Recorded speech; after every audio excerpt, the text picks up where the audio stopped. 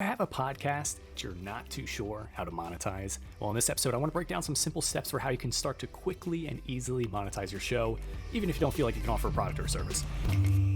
What's going on, Impact Podcaster Academy? It is Alec here, and if you're new here, on our show, we help podcasters create more impact and income online without having to go viral or rely on sponsors or anything like that. In this episode, I want to answer a cool question that a buddy of mine, Adam, from our Facebook group asked. And by the way, if you're not part of our Facebook group, you got to click the link. Join our Facebook group. Be part of the community. You can ask some questions and you might get some personalized videos like this one that I'm sending out to Adam. So he had asked about how he can monetize his show. No, he doesn't feel like he has a product or service that he can offer. And to provide some context, his podcast basically talks about different board games and things like that. I'm very, very, very much paraphrasing here of what his show is about. And doesn't feel like he can offer anything that he can sell. And he's been reading through the Grow and Monetize podcast with Instagram book, and he's kind of wondering like, yeah, like what can I do to start bring something that I can sell audience? Let's say, one of the very most low barrier things you can do in terms of like starting to monetize your show to offer affiliate products, affiliate links. You can very easily on Amazon, if you were to Google, I'm an Amazon affiliate, like 1,000,001 guides that will show you how to do that. And the process is pretty easy in terms of like, okay, what do you offer? Well, in Adam's case, he has a show that's about board games. So every single time he talks about a board game, he could be like, hey, by the way, check the link in the description and it will take you to the specific game that we're talking about in the show. And by the way, if you do decide to purchase, a portion of that money will help to fund this show so we can continue to produce great content like this. So that's like one route that you can do. It can also be kind of time consuming to have to tailor each individual Amazon link to that specific episode. So for example, in my podcast, I've pre-recorded an end outro and I tell everyone to go to the Facebook group, join the group for Impact Podcaster Academy. And for the most part, that's not going to change. The link to that Facebook group is not going to change either. So no matter what I'm talking about in the episode, as long as I can continue to point people to that group, I know that they will continue to get great value.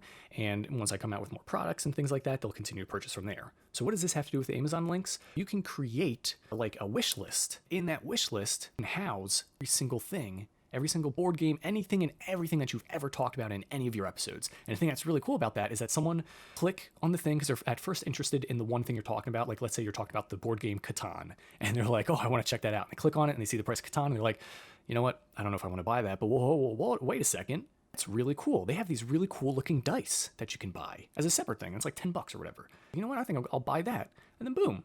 Just because the person said, nah, I don't want the one board game, because they're on that list and they can see all the other stuff you offer, more opportunities for them to get something else that interests them.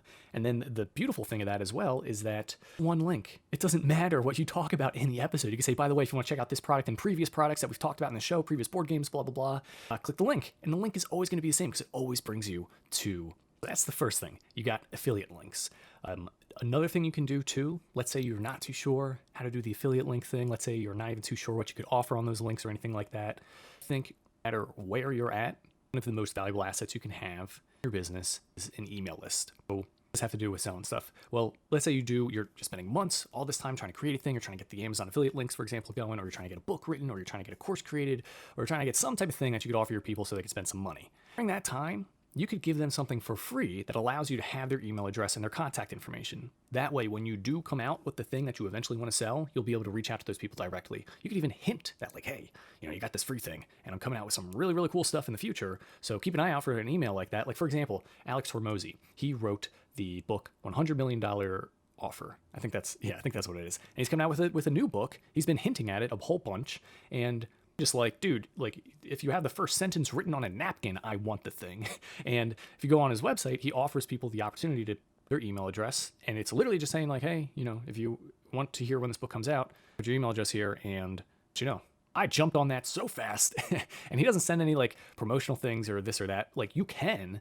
And when you do have the opportunity to actually like offer something to your audience, be able to, because you have your contact information. Because if anything changes on these different platforms, that's why it's so important to have someone's email address or phone number, things like that, because that's a direct line of access to that person. Now, you don't want to abuse that power. You don't want to spam the person. You don't want to be having them regret giving them your contact information, because they're not just giving you their contact information, they're giving you time. They're giving you their focus and their attention, because every time you reach out to them, it's taking away what they're focused on so that they can, what you have to say. And if these platforms, Podcast or Spotify or whatever, whatever reason, decides to not show your episodes to the people that subscribe to you because maybe in the title that's a little controversial. Let's say it's talking about type of pathogen or something in the air, some type of thing or whatever, and it gets people upset. That platform wants to prevent it from being shown to the people that are subscribed to you, that say they are interested in hearing what you have to say. You have their contact info. It doesn't matter what the platform does. We send them an email. Like, for example, that's what I do when I have people on my email list. Every single Monday, as soon as my episode comes out, send out an email. New episode Monday. I even put like a little jokes in there, like little dad jokes of can't even think. You're just gonna have to subscribe to the email list to hear some of those dad jokes. But it's just something fun. It's something quirky. And every single Monday, I send out an email saying like, "Hey, I've got a new episode that came out." Because for me to rely on the platform that for me is taking power out of my hands. And if there's any way that I can further ensure that the people who want to listen to my content can hear it, I have their email, and that's why I have their contact info, so I can send that. So if you're trying to work on how to create something that you can offer to sell, first thing could be to just create something that they want, that's interesting, that they're willing to pay for, that they can have for free. That way you have something super valuable, which is the ability to contact them. This is a very short episode. I could keep going deep into all the different areas, but I've got an appointment coming up that I gotta make. But hopefully that was very helpful to you. And hey, if this episode helped you out in any way whatsoever, I'd really appreciate a subscribe, a like, share it with friends, family, anything like that. And thank you so much for listening. I look forward to seeing you in the next episode.